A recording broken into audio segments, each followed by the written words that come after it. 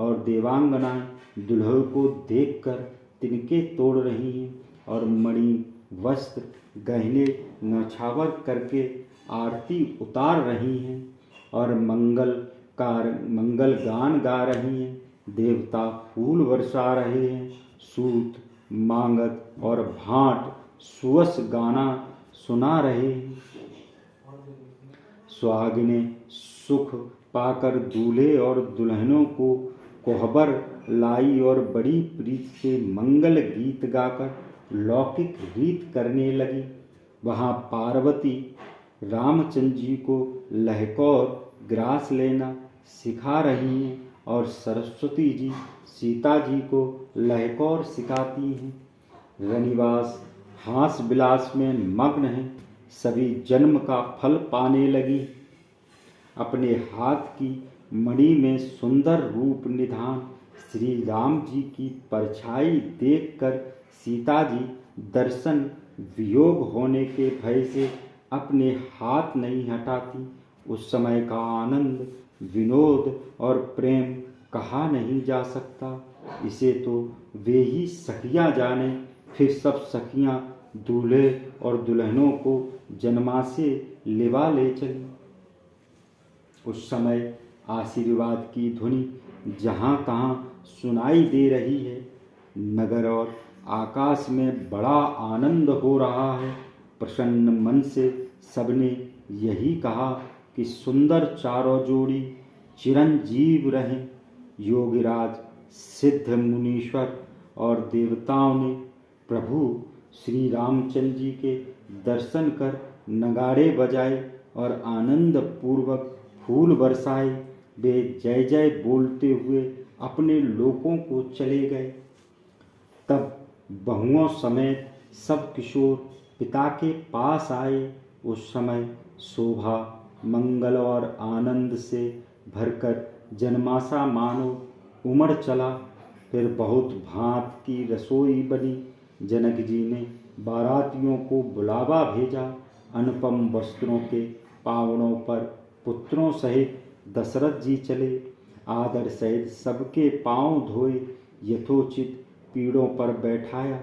जनक जी ने दशरथ जी के चरण धोए। उनका शील और स्नेह कहा नहीं जाता। फिर रामचंद्र जी के चरण कमल धोए जो महादेव जी के हृदय कमल में छिपे। तीनों भाइयों को रामचंद्र जी के समान जानकर जनक जी ने उनके भी चरण अपने हाथों से धोए। राजा जनक जी ने सबको उचित आसन दिए। फिर सब परोसने वालों को बुला लिया। आदर के साथ पत्तलें लगी जो मड़ियों के पत्तों से सोने की कीलें लगाकर बनाई गई थी। सुंदर स्वादिष्ट निर्मल भात और गाय का घी चतुर विनीत रसोइये सबके आगे क्षण भर में परोस गए। पंचग्रासी करके सब लोग भोजन करने लगे। गालियाँ सुनकर सब बहुत प्रसन्न हुए। अनेक भात के अमृत के समान पकवान परोसे गए जिनका बखान नहीं हो सकता। चतुर रसोइये अनेक प्रकार के व्यंजन परोसने लगे जिनका नाम कौन जान सकता है। 4 प्रकार के भोजन की विधि कही गई है। उनमें से एक एक विधि के अनेक पदार्थ का वर्णन नहीं किया जा सकता। सुंदर षष्ठ रस के व्यंजन एक एक रस के अनगिनत प्रकार के बने। भोजन करते समय पुरुष और स्त्रियों के नाम ले लेकर स्त्रियां मधुर धुन से गाली दे रही हैं। समय की सुहावग्नी गाली ऐसी शोभा दे रही हैं कि उनको सुनकर महाराज दशरथ जी मुनि समान सहित हंसने लगे। इस प्रकार सबने भोजन किया और आदर सहित आचमन किया।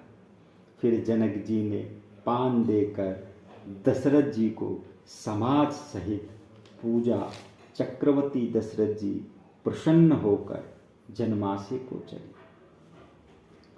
प्रातः होने पर राजा जनक जी ने अपने पुत्र लक्ष्मी निधि को